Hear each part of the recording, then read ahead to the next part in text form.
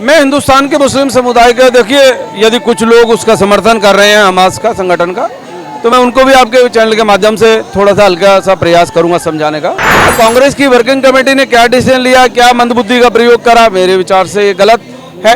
क्योंकि देखिए international level पे जहाँ तक हमारी कंट्री हेड का कोई डिसीजन है या होम मिनिस्ट्री का जो डिसीजन है, मेरे ख्याल में हमारे को हमारी कंट्री के बच्चे को उस ट्रैक पे खड़ा होना चाहिए। 2024 में तो फिलहाल मोदी जी के अलावा कोई सेकंड फेज दिख नहीं रहा। बाकी मेरा ये मानना है अपना कि अपने अपने क्षेत्रों में क्षेत्रीय पार्टियां भी शायद दमदार प्रदर्शन करेंगी, और जब तक ये बकवास करते रहेंगे ना, ये इंडिया भारत और रावण अहिरावण, और जिसने सत्ता पक्ष को वोट दिया सुरजेवाला मीन्स एक अदना सा बंदा, एक स्पोक्स पर्सन कहता है जिसने सत्ता पक्ष को वोट किया उसने राक्षस को वोट किया। इस तरह के जो मंदबुद्धि के लोग हैं वो विपक्ष को खत्म करने का काम करेंगे, मेरा ये दावा। इन्होंने मलाई मारी है ताउम्र, कांग्रेस की चांदी की प्लेट में सोने की प्लेट में मलाई मारने का काम इन लोगों ने किया है। और जब सत्ता परिवर्तन हुआ, जगदेव का पाल जैसे, रीटा जोशी बहुगुणा जैसे, उन्हें जाने कितने कट्टर कांग्रेसी, आसाम के सीएम शर्मा जैसे, ये दिन रात प्रतिदिन सुबह और शाम लोग चरण वंदन करते हैं, चरण चुंबन किया करते थे कांग्रेस कमान का, और तुरंत सत्ता परिवर्तन होते के बाद ही आज ये मोदी जी के चरण चुंबन कर रहे हैं। और बीजेपी के धन्यवाद के पात्र है आरएसएस, उनका थिंक टैंक, कि ऐसे ऐसे कुकरमुत्तों को वो एक हमाम में नहलाने के बाद पार्टी ज्वाइन तो करा लेता है, लेकिन उनकी औकात में रखता है उनको, उनके पट्टे को ना, जैसे कुत्ते का पट्टा होता है, खुजली वाले कुत्ते का पट्टा जो होता है, ऐसे पट्टे को खींच के रखता है। माय डियर फ्रेंड, 1000 इशू है मेरी कंट्री के अंदर। पिछले 1.5 साल से हमारी गोदी मीडिया अपने गिरते हुए स्तर से बाजार का जो बरेली का बाजार का झुमका था, उससे भी निचले स्तर पर पहुंचने के बाद दिखा क्या रही है, एनर्जी कहाँ लगा रही है कि रशिया और यूक्रेन,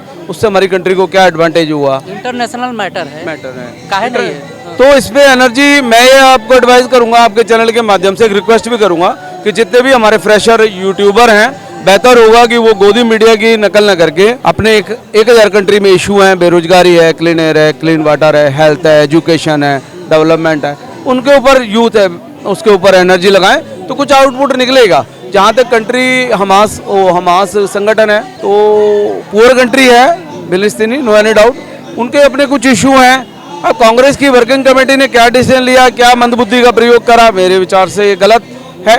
क्योंकि देखिए इंटरनेशनल लेवल पे जहाँ तक हमारी कंट्री हेड का कोई डिसीजन है या होम मिनिस्ट्री का जो डिसीजन है, मेरे ख्याल में हमारे को हमारी कंट्री के बच्चे को उस ट्रैक पे खड़ा होना चाहिए। आपका मानना है कि जो मतलब सरकार के माध्यम से जो भी कार्रवाई या जो भी निर्णय लिया जाता है उसका सपोर्ट करना चाहिए। मैं हिंदुस्तान के मुस्लिम समुदाय का, देखिए यदि कुछ लोग उसका समर्थन कर रहे हैं हमास का संगठन का, तो मैं उनको भी आपके चैनल के माध्यम से थोड़ा सा हल्का सा प्रयास करूंगा समझाने का कि आप उनकी हिस्ट्री पे जाइए। यदि मेरे ख्याल में गोदी मीडिया का जन्म भी नहीं हुआ था, आदि गोदी मीडिया का जन्म नहीं हुआ होगा, तब से वो उनके अपने कुछ इशू चल रहे हैं, वो उनके इशू हैं, इंटरनेशनल लेवल के हैं, वो डू एंड डाई की स्थिति में आज पहुंच चुके हैं। बाकी मेरे ख्याल में हमारे हिंदुस्तान के लॉ एंड ऑर्डर से, जुडिशियली से या मीडिया से उनको सर्टिफिकेट की आवश्यकता नहीं है। हाँ, इंटरनेशनल लेवल पे हमास को एक आतंकवादी संगठन डिक्लेयर किया गया है।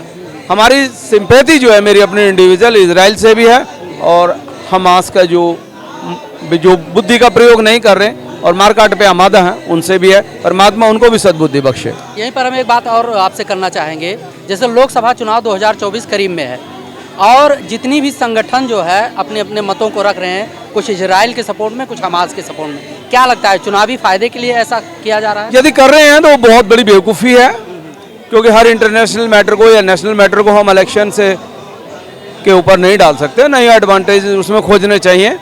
2000-2500 लोगों की वहाँ डेथ हो चुकी है, लाखों लोग विस्थापित हो चुके हैं, और हमारे हिंदुस्तान के जनमानस ने देखा है यूक्रेन की क्या स्थिति है।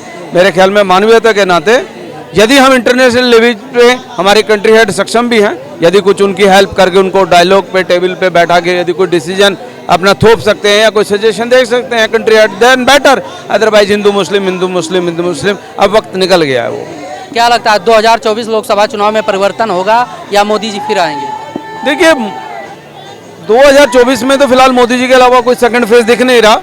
बाकी मेरा ये मानना है अपना कि अपने अपने क्षेत्रों में क्षेत्रीय पार्टियां भी शायद दमदार प्रदर्शन करेंगी, और जब तक ये बकवास करते रहेंगे ना, ये इंडिया भारत और रावण अहिरावण, और जिसने सत्ता पक्ष को वोट दिया, सुरजेवाला मीन्स एक अदना सा बंदा, एक स्पोक्स पर्सन कहता है जिसने सत्ता पक्ष को वोट किया उसने राक्षस को वोट किया। इस तरह के जो मंदबुद्धि के लोग हैं वो विपक्ष को खत्म करने का काम करेंगे, मेरा ये दावा है।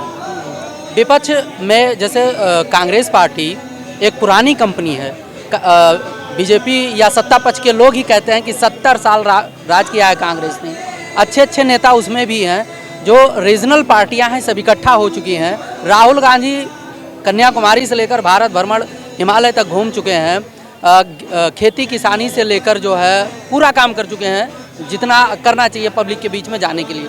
क्या लगता है कि असर पड़ेगा? विडम्बना है, मैं बताऊं आपको, इंटरनेशनल पार्टी है, उनके अपने ट्रैक हैं, उनकी अपनी केमिस्ट्री है, उनकी आइडियोलॉजी है, आरएसएस की अपनी आइडियोलॉजी है, उसके ऊपर बीजेपी चल रही है।